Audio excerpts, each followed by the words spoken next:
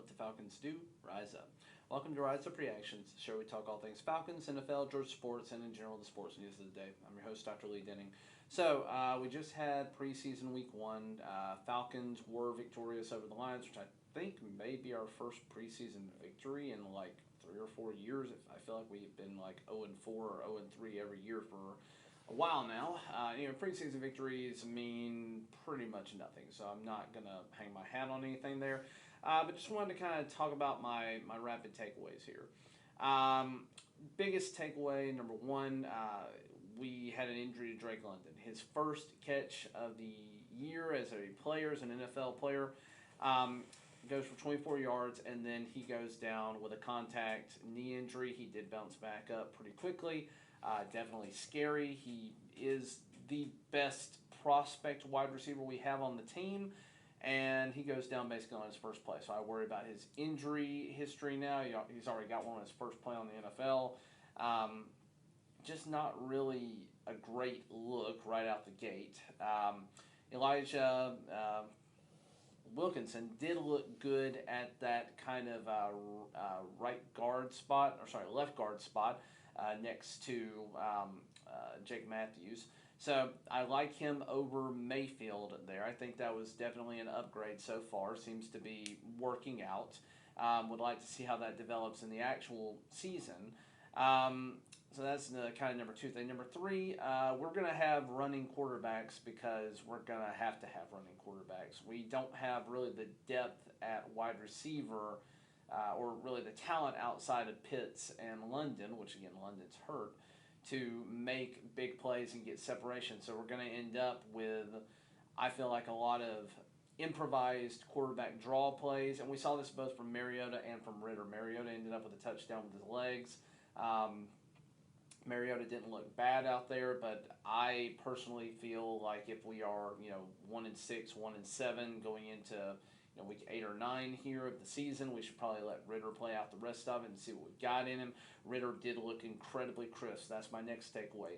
Very, very crisp on his first couple of drives. He did get 2 touchdowns in there. He had one of them that was a drop by tight end Hess. Very, very catchable ball. He also had an interception that got called back because of basically a late hit on the quarterback. Kind of questionable. They basically got a shoestring tackle on him as he was kind of trying to throw the ball away. So I don't know that was necessarily the best look. He did bounce back very quickly, get a touchdown out of it. So that was good to see. But he also ran for a lot. I think he had 59 yards, if I recall. So we're going to have guys that are going to have to use their legs because our offensive line, while better, is still not where it needs to be to allow a lot of pocket time. And then we don't have talent outside of Pitts and London to get any separation from defenders at wide receiver. Now, the guys who were out there looked perfectly fine, but I said this back a few months ago. Our roster is full of what would on other teams be wide receiver 3 and 4s. Our wide receiver 2 position is basically just all wide receiver 3 and 4. It'll be interesting to see if London is out for any time.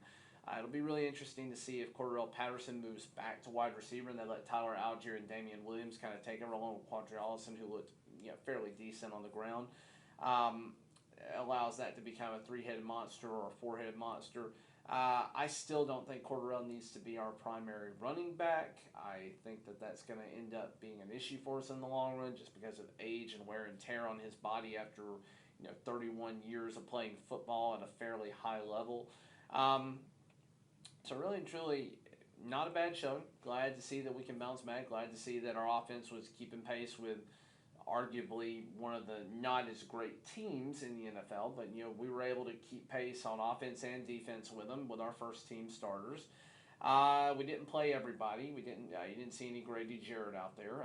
The other thing on defense, Arnold Ebiketie, he looked really good. He was all over the field. He looked really good. I'm glad we have him as a 2nd-round pick. I think he's going to end up being a star on defense.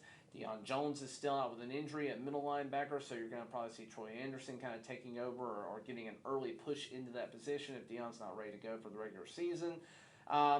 So we're going to be relying a lot on our rookies here. We do have several guys that are brought in to bolster that lineup.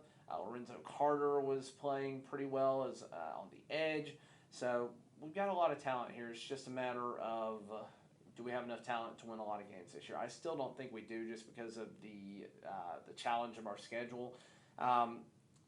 Right now, Vegas has the over-under at 5 games. I think it's a fairly safe bet to take the under on that, as I have us projected for 3 wins this season, even with the improvements we've shown overall. I think just the lack of talent due to being handicapped by salary. Again, we're right now talking about a third of our salary cap is going to people not on our team. Julio Jones, Matt Ryan, and then, who do we just have?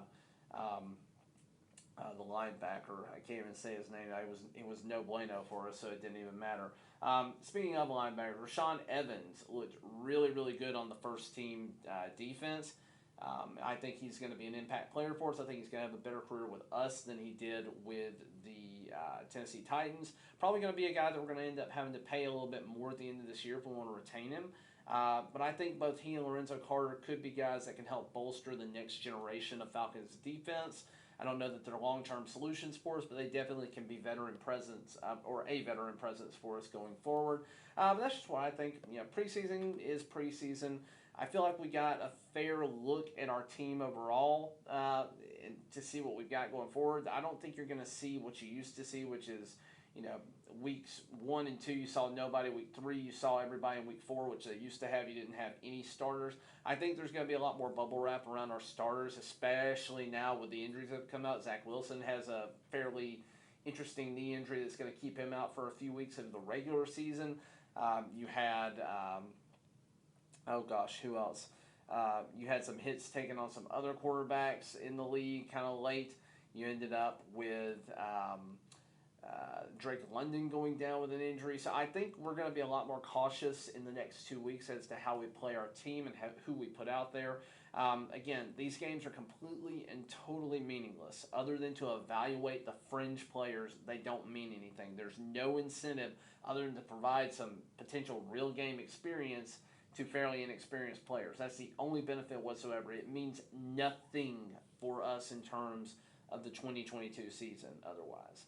That's just what I think. Let me know what you think down in the comments below. We got a couple more weeks of preseason. Fantasy football is a buzz now. Obviously, there's been some risers and fallers after this week. I'm still going to be putting out a final running back video here in another few days or so, just as soon as I get a moment to. But as always, rise up. Let me know what you think down in the comments below. Hit the like button if you enjoyed this video, and consider subscribing. Thanks, guys. Talk to y'all later.